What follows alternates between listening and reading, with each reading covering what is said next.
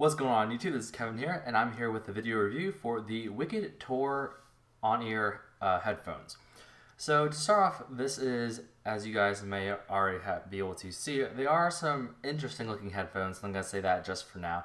I will go a little more in depth with how they look and how they sound, which is the most important thing about headphones. So just to take a quick tour around the tours, I guess, haha. First, we are going to just take a look at, just walk our way down, I guess. And you will see here you have a gold-plated 3.5mm audio jack, so that will get you slightly higher audio quality than a normal nickel-plated one. As you travel down the 4 foot or 1.2 meters for you metric people, as you travel down the cord, you will get to the yoke or splitter, whatever you want to call it. It doesn't slide, so that might be a downside for some of you people, but for me, this is just fine. The length of the cord here, where it actually splits and stops, is quite long. It doesn't actually come unattached. It doesn't say attach it right here, and I actually split all the way down here.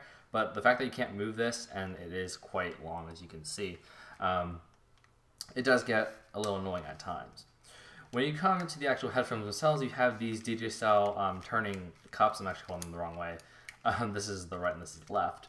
But you do have these DJ style turning cups, so if you want to, you can just turn and listen to one side if you don't want to necessarily put the headphones on. You also see that there is this faux leather kind of material. For the 2 weeks I've been using this, actually about a month on and off, but for the 2 weeks straight that I used these, I did not witness any wearing or tearing, but I'm pretty sure in the future that they will end up at least tearing, or at least being, a little worn down. Like I said before, you have these turning cups. They do squeak a little. I'm not sure if you can hear that, but they do squeak, so that does get a little annoying at times. But again, as long as you're not constantly turning back and forth making it squeak, it shouldn't bother you that much. You will also arrive at the joint here where it can bend, as you can see. It does bend, so you can fold it, so it is collapsible, so that is nice. The joint doesn't feel too sturdy, so I bet after not necessarily a long time, but after a relatively short amount of time, these probably will break just from the feel of them. I can't say that because they obviously haven't broken yet, but they do fold in to collapse for storage purposes if you're the type of person that likes that. Also, there is this extendable portion right here, obviously, so it can accommodate different sized heads. This does sound pretty cheap in comparison to other headphones. I'm not sure if you can hear that, but it does sound like kind of a cheaper plastic, and it is made of plastic on this top part here. It does feel pretty cheap. The overall build of these headphones is pretty not up to par. Then again, I'm not quite sure how much these cost. I think I don't know, I'm not going to guess, but I will put an annotation down below how much they cost once I find out how much they are, because I've been finding them for different ranges.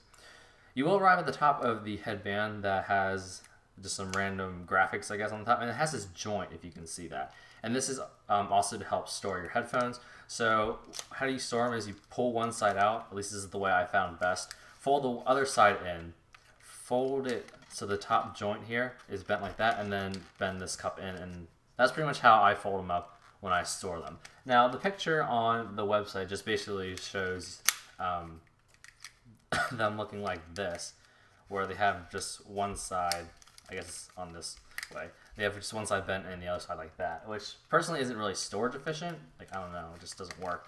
But the way I just showed you is the best way I found to store them. But anyway, enough of the random babbling about the actual look of the headphones. Now it's time to talk about a little bit about performance and audio, which is key to a good pair of headphones.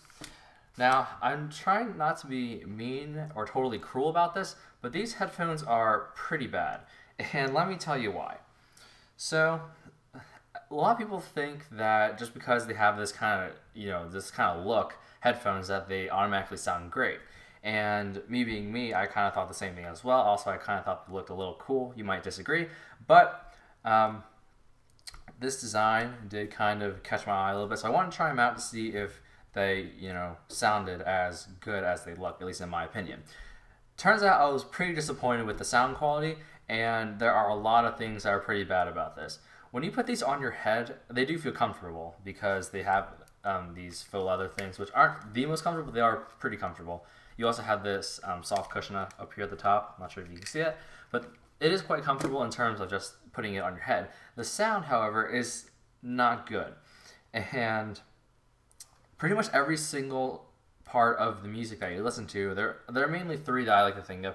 You have your trebles, you have your mids, and then you have your bass or your lower end. And that's what most people judge headphones by, in those three categories. They're pretty much all bad.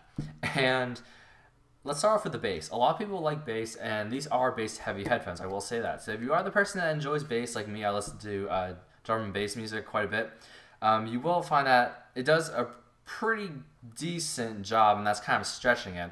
Because when it gets down to the lower basses, especially the lower basses, it does get very, very muddy and very muddled.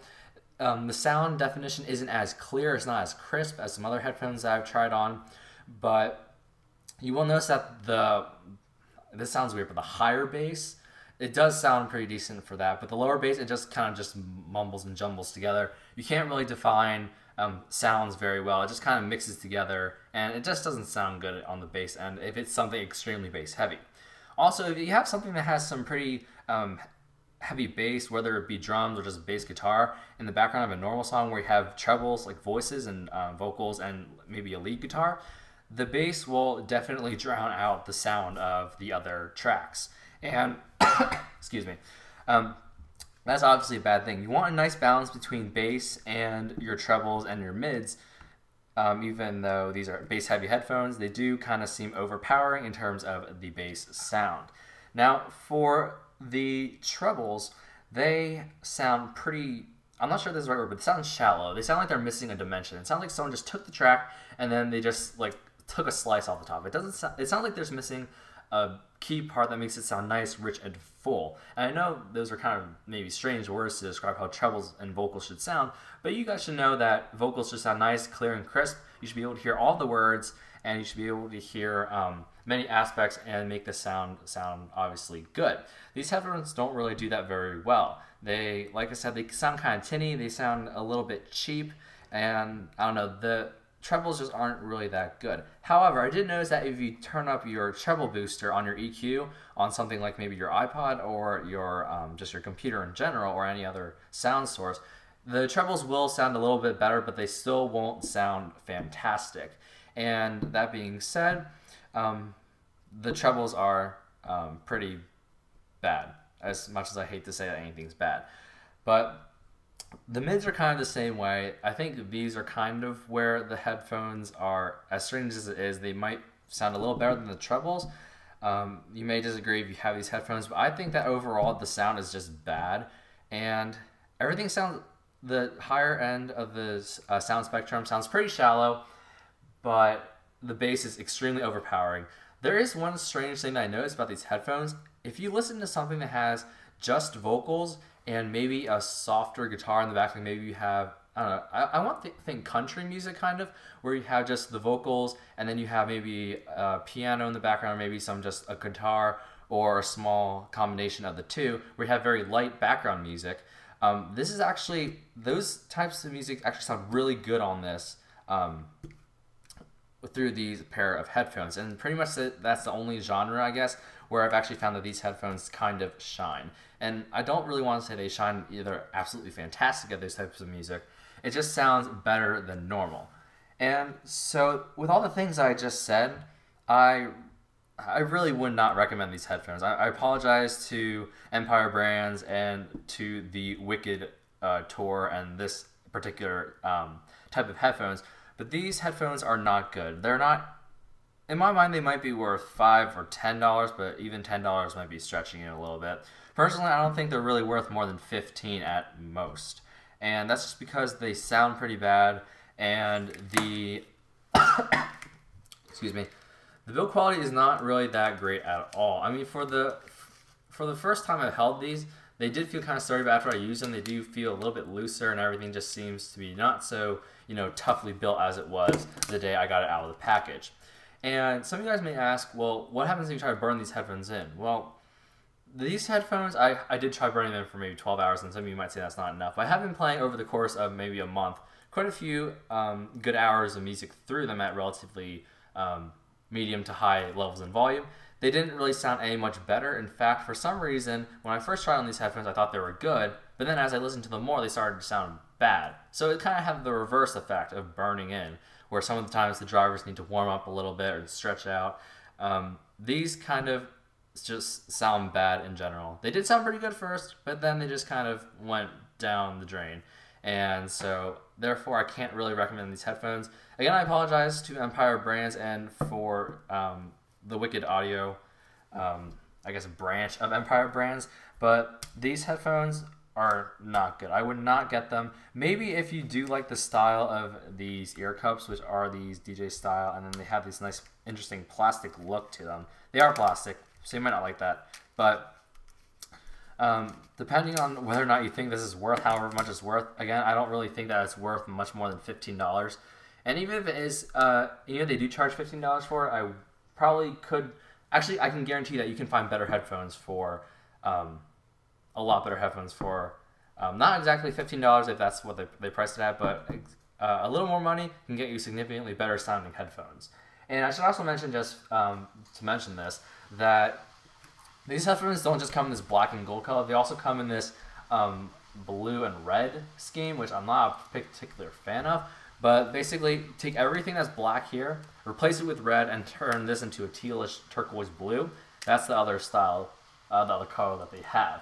You can also reverse the colors, and so that this band here is blue, and the ring around the ear cups is blue, and then this middle part's red. Again, those colors both look kind of tacky, and I think these were kind of the best colors to go with. And that pretty much sums up my review for the Wicked Tour on-ear headphones. Again, I would not really recommend these. They do sound pretty bad. I probably won't be using these. In fact, after the 2 weeks that I've tried them, I was actually glad that I didn't have to listen to them anymore. I gave them a 1 week chance, and then I was like, you know what? I'm going to try listening to them for another week, and then I will make a final judgment off of that. I listened to it for a week, and I was longing for the end of that 2-day trial week where I listened to these headphones because they sounded pretty bad. I like how my music sounds, and I want the audio fidelity to stay. These headphones kind of ruin it. And even if you do turn up your treble booster, if you EQ your iPod or your MP3 player for treble booster, they do sound decent, but they do still sound pretty bad. So that pretty much sums up my video review for the Wicked Tour on-ear headphones. Feel free to rate, comment, and subscribe if you haven't already, and check back for more video tutorials and other tech-related things on this channel. And I will see you guys in the next video.